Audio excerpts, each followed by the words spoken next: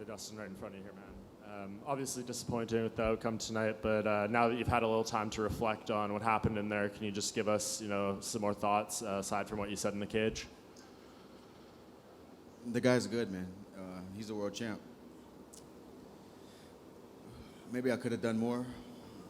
Hindsight's 2020. I was very prepared for this fight, to fight 25 minutes. He did exactly what I thought he was going to do. Maybe, of course I'm going to beat myself up, and I'm the only one who has to deal with this, me and my family. But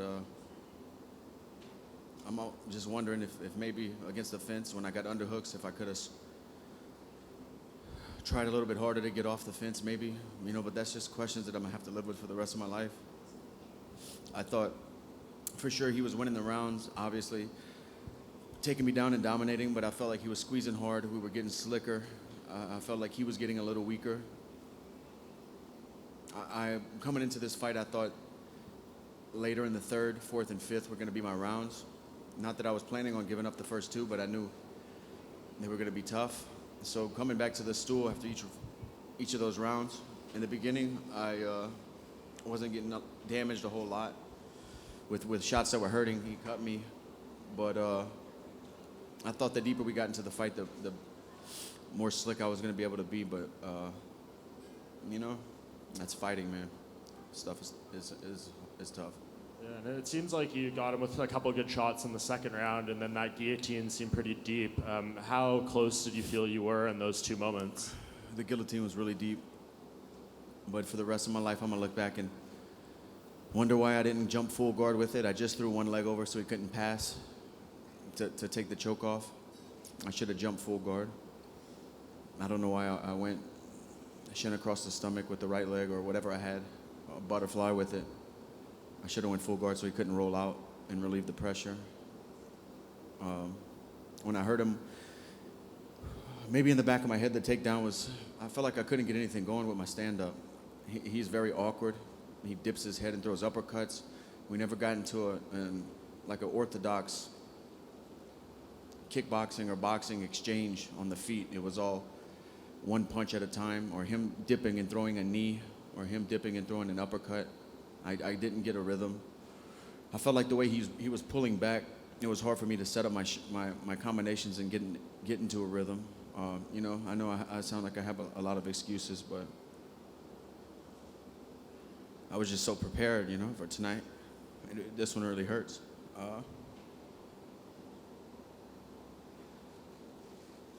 I know it's probably not what's on the top of your mind right now, but Khabib did say after the fight he was going to donate to your charity.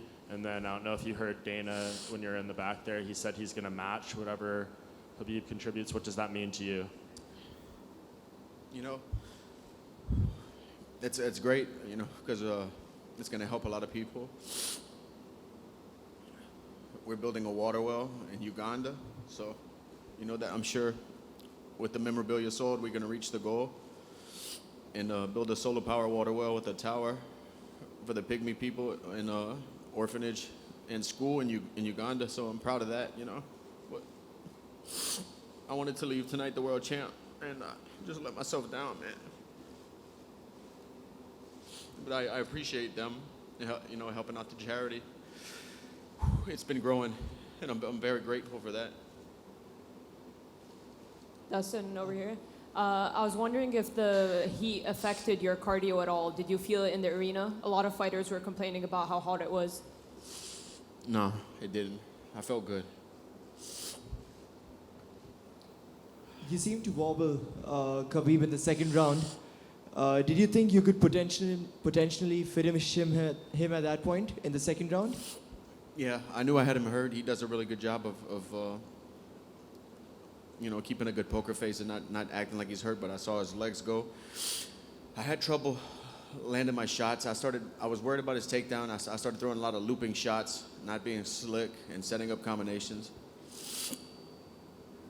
And the shot that I hurt him with, I believe I threw a jab cross and switched stance. That way I can still be in range with power shots when he pulled back.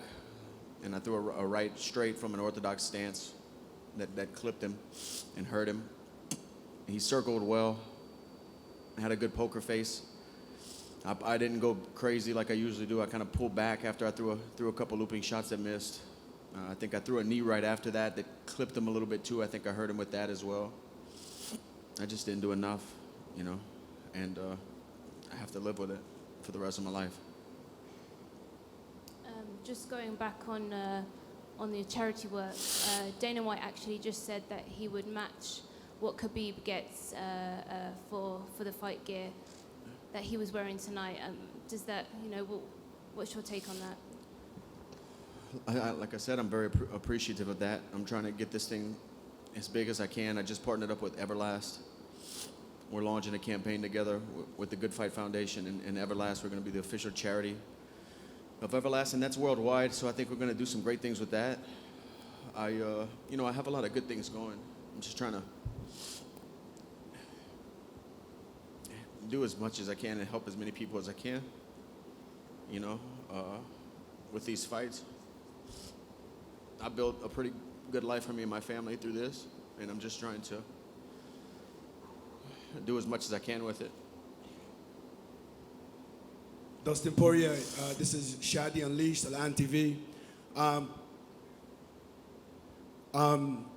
You finished Justin Gaethje, you finished Anthony Pettis, Eddie Alvarez. I'll tell you a bad motherfucker. Do you think you'd be interested in fighting next, Masvidal versus Nate Diaz? If I'd be what? Would you be interested in fighting next, Masvidal and Nate Diaz? It's the BMF belt, so you're a BMF, so. George is a buddy of mine. I don't sell out like fucking Kobe Covington and talk bad about people who I roll with. No, George is a buddy of mine. I won't fight him. He's a training partner.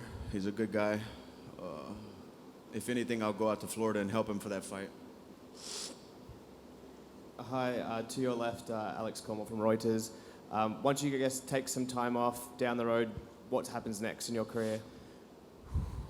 Man, it's tough to say right now. You know, this was my 41st fight tonight. I'm only 30 years old. I've just been through so much in my fighting career. It's like, I don't know what's next, you know? I thought, honestly, the last 10 weeks of training camp and preparing for this fight, I thought the stars were aligning and I thought this was my night, you know? I thought this was like destiny, but I don't want to just keep crying up here in front of you guys, man, but this just means a lot to me. And, you know, to have a performance like that, and in the moment I was just waiting for each round. I thought I was going to start pulling away and start outpacing him later on in the fight, but he's just so, his balance and his weight distribution against the fence, and then when he's on top, it's so strong. Physically, he didn't feel overwhelming. I've fought guys that are stronger than him, but skill-wise and balance-wise, he felt really good. I just really thought tonight I was gonna fly back home to the United States, undisputed world champ. So this really hurts, but I'm gonna go back home and talk to my wife. You know, like I said, I have a lot of tread left on the tires, I feel. I felt good out there tonight. I felt good this whole training camp. I'm not fighting just to fight. You know, I've been fighting to be the world champ, so these opportunities don't come that often. I just need to go back home and then think about what could be next for me. Dustin is all about MMA from Brazil. I just want to say you're a very young guy. You have a long career in the future. I just want to say you fight very well tonight. It was unbelievable to see how you fight. So keep your head and go ahead. You are a very good fighter. You are a very good fighter. Just go home, rest a little bit. God have a good future for you in the UFC. Don't worry. Thank you, man. I'm familiar with adversity. It's just I have to live the rest of my life asking myself if I could have done more, if I could have maybe escaped some of those takedowns, if I could have pushed harder when I had my underhooks against the fence. Those are the questions that'll haunt me.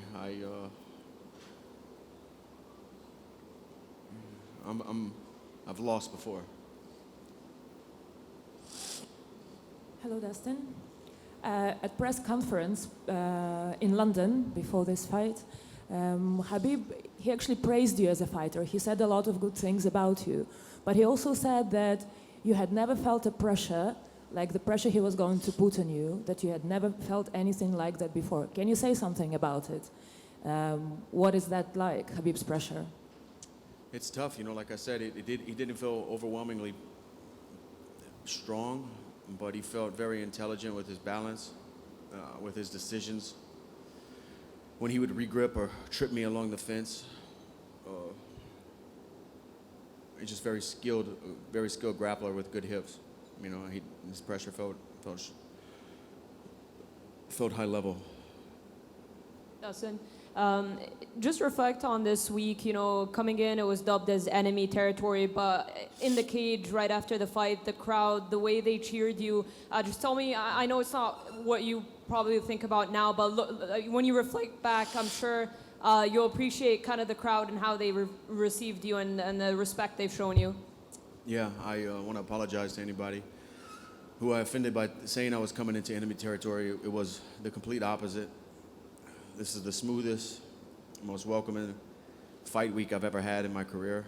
And I fought cities all over, different countries. And Abu Dhabi was amazing. The people were great. Everywhere I went, the service was great. It was one of the best, you know, which added to me thinking that it was all coming together tonight. It was the best week I've had in preparing for a fight, the best weight cut, you know. I have no excuses. You know, Khabib is a world champ.